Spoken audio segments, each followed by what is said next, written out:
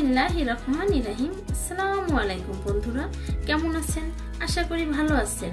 আমিও ভালো আছি। দেশ এবং দেশের বাইরের থেকে যারাই আমার এই ভিডিওটা দেখতেছেন তাদেরকে আমার রান্নাঘরে স্বাগতম। আজকে দেখাবো আমি জলফাইয়ের ঝুরি আচারের রেসিপি।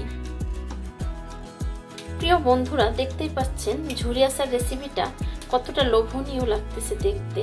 আমি এখানে একটু ভেজে রেখে দিয়েছিলাম রসুন, সেটা দিয়ে দিলাম। আজকে আমার ঝুরি আচার রেসিপিটা যদি ভালো লেগে থাকে অবশ্যই লাইক কমেন্ট শেয়ার করবেন, সাবস্ক্রাইব করে দিয়ে আমার পাশে থাকবেন। এখন পর্যন্ত যে সমস্ত বন্ধুরা লাইক দিয়ে ভিডিওটা দেখা শুরু করেন নাই, প্লিজ একটা লাইক দিয়ে দেবেন। চলুন বন্ধুরা, দেখে নেওয়া যাক কি কি উপকরণ লাগতেছে আজকে আমার ঝুরি আচার রেসিপিতে। প্রিয় বন্ধুরা, চলে এসেছি মূল পর্বে। ঝুরি আচারের জন্য এখানে 1 কেজি জলফাই থেকে আমি এই ঝুরিটা বের করে নিয়েছি জলফাই। এখানে রসুন, চিনি, চিলি ফ্লেক্স, আদা পেস্ট, একটু রসুন পেস্ট, হাফ চা চামচ থেকে একটু বেশি নিয়েছি, পাঁচফোড়নের গুঁড়া নিয়েছি, এখানে সরিষার গুঁড়া নিয়েছি, শাহি জিরা, নর্মাল জিরা এবং রাঁধুনি জয়িন নর্মাল জিরা, ধনিয়া এটার গুঁড়া নিয়েছি এবং তেজপাতাও আছে, সাথে নিয়েছি মেথির গুঁড়া। একদমই 4 চামচের হাফ চা চামচেরও কম মরিচের গুঁড়া, হলুদের গুঁড়া নিয়েছি হাফ চা চামচ, নিয়েছি লবণ, তো ভিনিগার নিয়েছি এবং তেল নিয়েছি।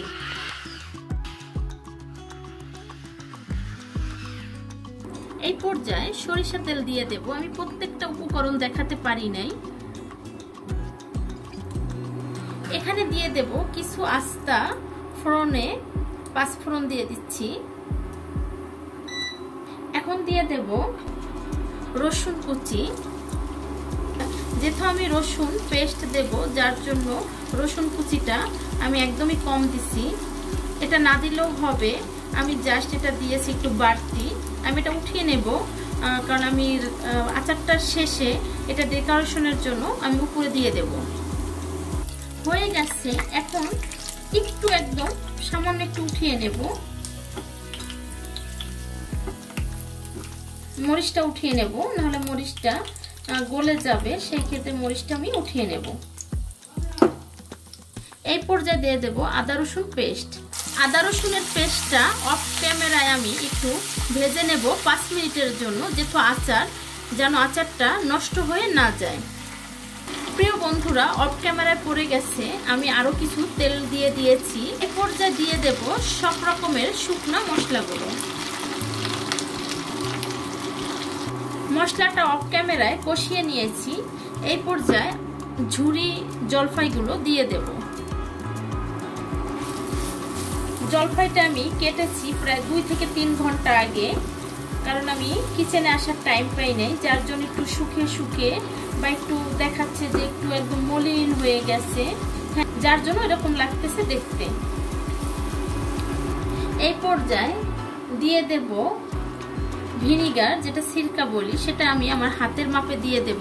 আমি তো এটার বিচিটা ফেলে দিয়েছি, শুধু জলফাই যে মানে গোশটা আছে সেটাই আমি নিয়েছি। এই পর্যায়ে দিয়ে দেব চিনি।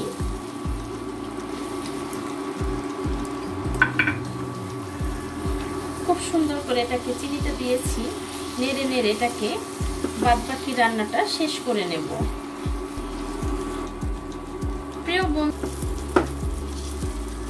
প্রিয় বন্ধুরা, এই পর্যায়ে হয়ে গেছে আমার আচারের রেসিপিটা। আমি বেশি নাড়ব না, তাহলে গলে যাবে।